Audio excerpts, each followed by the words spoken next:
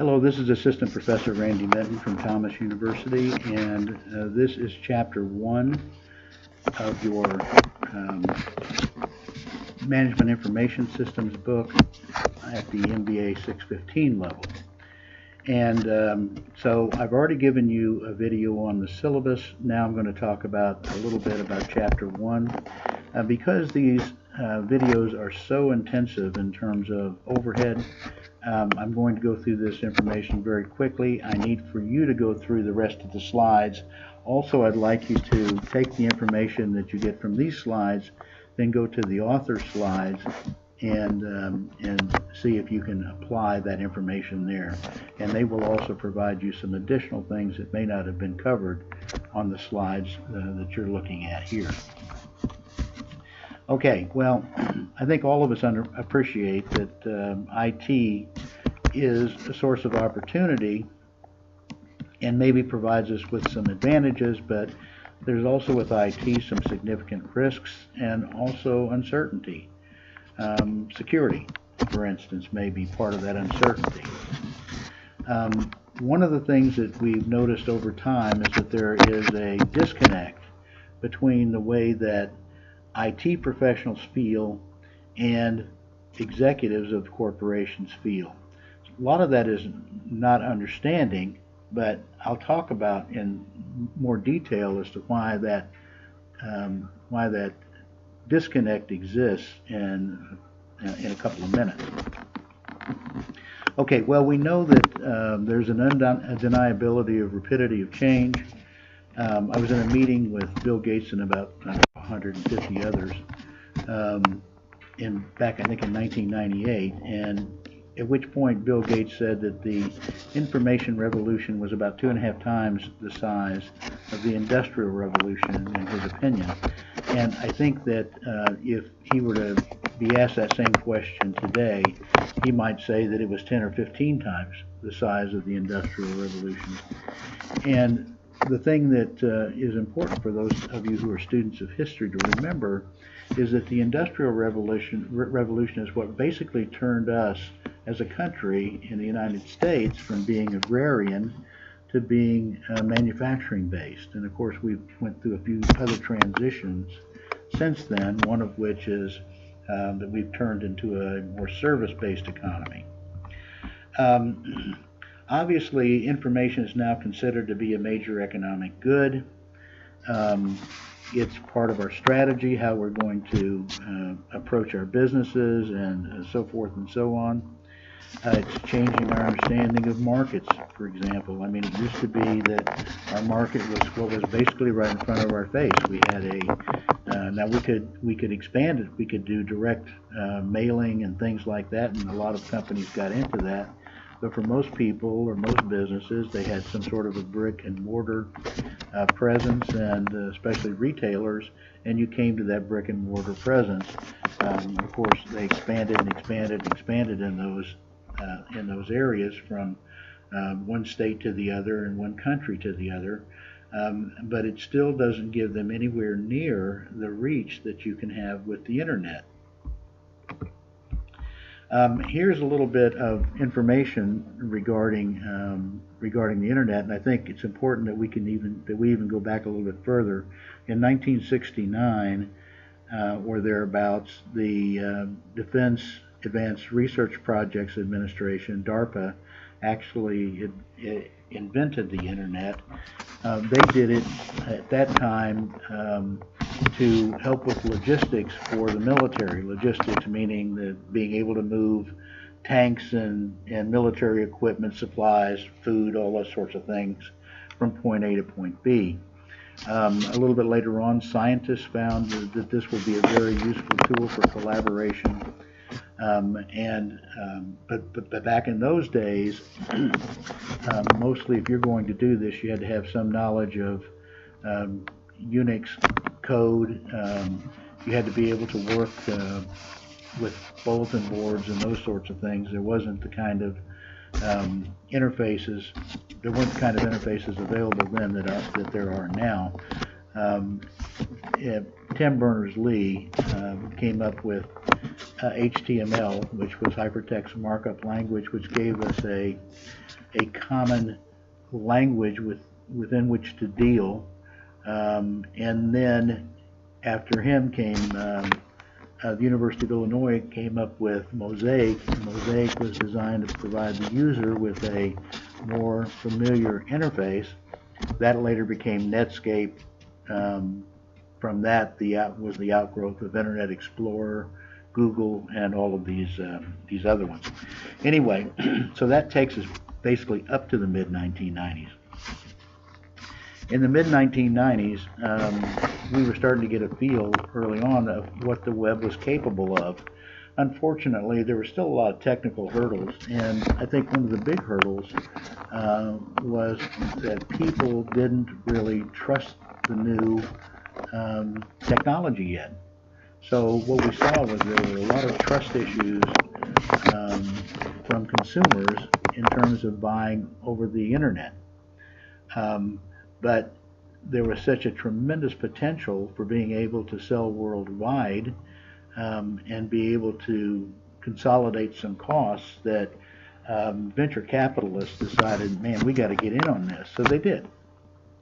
Unfortunately, a lot of the models were either A, ahead of their time, or B, just not really good models. Not everything maybe was translatable directly to the web. So we had a bubble that burst, a technology bubble that burst. Lots of people lost lots of money, and it kind of started a downward spiral that lasted until about 2003.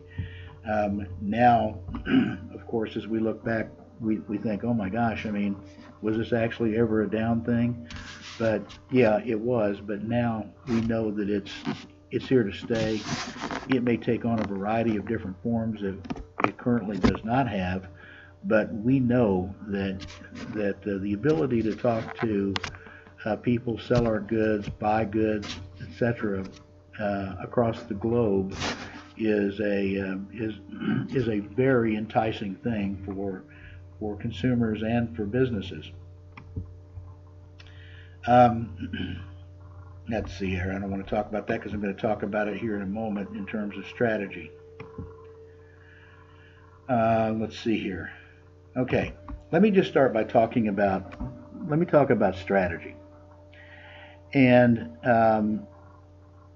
strategy has been defined by a lot of different people in a lot of different ways. There have been dissertations after dissertations after dissertations written on the subject of strategy. So a lot of people will have different ideas about what strategy is.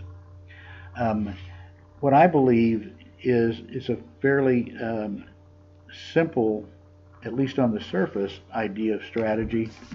The first idea is that we're going to do something that is purposefully, deliberately different than what other people are doing, and then we're going to try to get some unique value from that. So this idea of doing it deliberately and purposefully different, I think, is the key that you want to remember. Now, there were a couple of guys, Rangan and Hirsch, that came up with a little different take on it, and theirs was this simple. It was where we will play and how we will win and create unique value. Well, long term, I guess is what they were really saying. Where we will play sounds like in what location we will play. But really, when they were talking about where they will play, what they were saying is, okay, yes, what locations will we be playing in? We'll be playing in the United States. We'll be playing in the southeast of the United States or the northwest. We'll be playing in Thomasville, Georgia. We'll be playing worldwide in China. We'll be playing in South America. So those are all the part of the where. But the other part is, what products will we produce? Okay, what products are we going to try to sell? Who are our customers? Are our customers mostly females? Are they mostly African Americans? Are they mostly Hispanics? Are they mostly the elderly? Who are our customers? And what are the demographics associated with it? Are they females? Are they males? Are they between the ages of 16 and 25? Are they between the ages of 55 and 65? So those are all questions that they were asking in the where will we play. It wasn't just a location side. The second thing was how we will win. And with how we will win, what they were talking about for the most part is the networking side. You know, how do you set up your value chain, your supply chain, and all of those sorts of things. So I think those are some fairly simple, easy to remember anyway, sides of this. Now remember that these are business strategies. These are the strategies that we will develop out of our executive offices and are designed to govern the business. And I said originally here that part of the problem that we have, I think, is that the business, there's a disconnect between the business strategy and the IT strategy. And, you know, I've been in lots and lots of meetings in my life, and I can tell you that in many of these meetings, the IT guys will come in, and, you know, I'm kind of geekish too. I like all of the new whiz-bang stuff. And so you get excited about something new that's on the market, and they come in and they start talking about the something new and the price and all of that sort of thing. But I think oftentimes they don't show executives of what those things can do to further the business strategy. So they're only talking about the IT side. They don't know how to actually connect the IT side and the business side of it. So that creates a real problem. And I'll talk a little bit about how you go about doing that here in a few minutes. But so that's first of all. So if you are an IT professional, what you want to be able to do is find a way to bridge that gap so that you can, yes, see the new whiz-bang stuff, but also know how does that whiz-bang stuff actually further the business strategy itself. Just kind of keep that in mind as we go.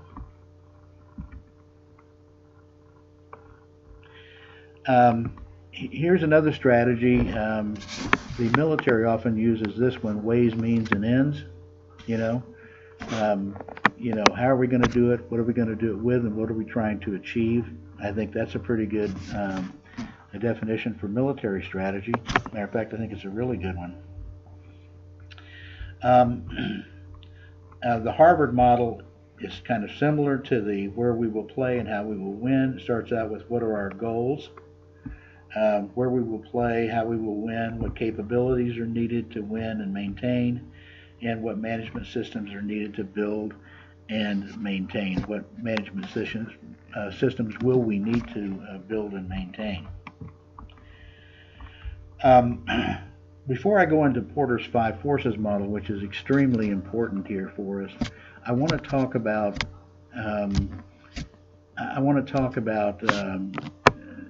this idea of IT strategy, because IT strategy, I think, is a little bit different than business strategy. It does start out with strategy. However, it's the strategy of the IT department in terms of what they're going to do. And it should always be done with the backdrop of how does it affect the actual business, okay, and the business strategy that's been passed down from management. And I have a little acronym for you that you can use, and it's called SOLACE, S-O-L-A-C-E. And SOLACE is to comfort. So we're trying to get comfortable here with our strategy and how we're going to act within the IT department. And so the S in SOLACE stands for strategy, design, and formulation. So we have to come up with a strategy that not only works for the IT department, but also supports the overall strategy of the business. The second one is the O, stands for ownership.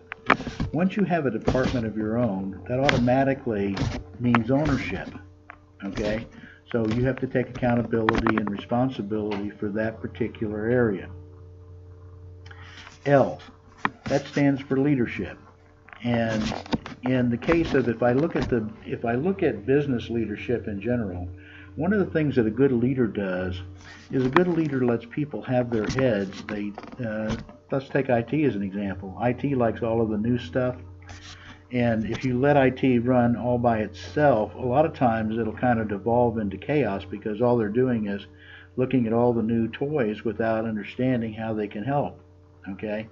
So a good leader wants to encourage them to look for all of these new things, but he also, or she also, wants to make sure that that chaos is organized in some form, fashion, or another. Okay? So a good leader kind of interleaves all of these varying departments and goals together, and keeps the chaos into some organized fashion. And I say chaos because when the world is changing as quickly as it is currently, the new technologies are coming out all the time. Just think about the number of applications available on your phone as an example. All of these things, if you're not careful, there's so many competing applications that it becomes very difficult for you to decide which applications to use, or whether or not to even use an application. So again, if all you're doing is looking at these things, then you might not actually see the forest for the trees. Okay. Let's pop over here just for a few moments to Porter's 5 Forces. And Porter says, and there's a link here that you can actually watch the video of Professor Porter walking through this competitive forces model. And I will tell you that it'll take a major portion of your exam, it'll take a major portion of your quizzes, and you should be thinking about this as you work through your cases and so forth.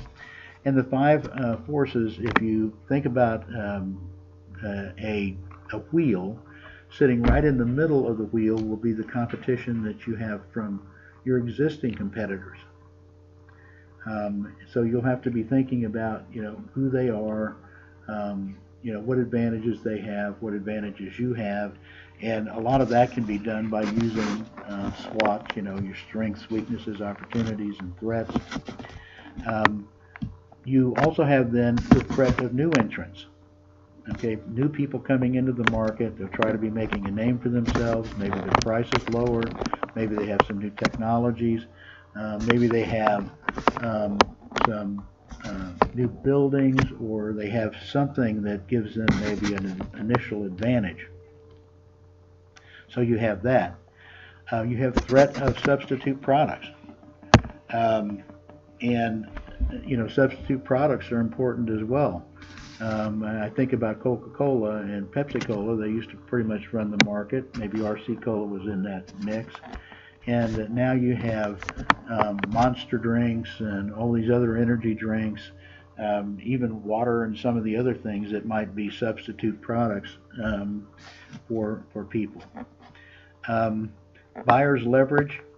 Buyers do have leverage. They can decide to stay with you. They decide to go to someplace else.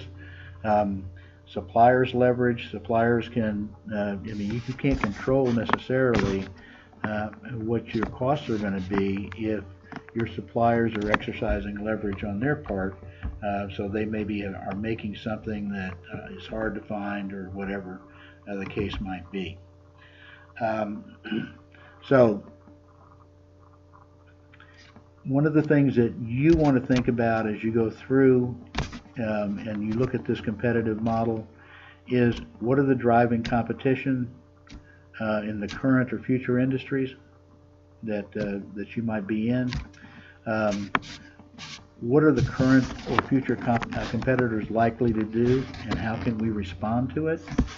How can a company best posture itself to achieve and sustain competitive advantage? So those are all things that you have to think about. I'm going to skip over a couple of these simply because I just want you to go ahead and look at them yourselves. But here are some primary strategies: differentiation, how we are different than everybody else. Low cost is a way to differentiate yourself. Some supporting strategies might be innovation, how we create new products, whether we can grow, whether we can maybe form alliances or partnerships along the way. And these things are all defined for you here as you go. So make sure that you've looked at all of those things. Also, I need you to take a look at positioning as well. There are 4 different types of positioning, such as market and product and boundary. And I think one of the important ones there is boundary positioning. They're all important, but boundary positioning is really important because it's just as necessary for you to decide as a business what you're not going to do as it is what you're going to do. Okay? If you try to be everything to everybody, then I can tell you that's not a strategy. A strategy picks out a certain component of the market. You're not going to be everything to everybody unless you're selling water rights. Okay? Some people like Chinese food, some people like Mexican food, so forth and so on. So people who don't like Mexican food at all are not going to be part of the group that you're trying to attract if you are selling Mexican food. So you have to very clearly differentiate who your customers are and who they are not. Okay, well, I know I've gone through this at an incredibly fast pace. You can listen to it over again if you want to. It's not going to be very long. At the same time, it's also important that I knock it as small as I can because it takes so long for it to upload. This one in particular will probably take 4 or 5 hours to upload to the web. So thank you for your attention. Please call if you have any questions, and I can help you with anything in the class.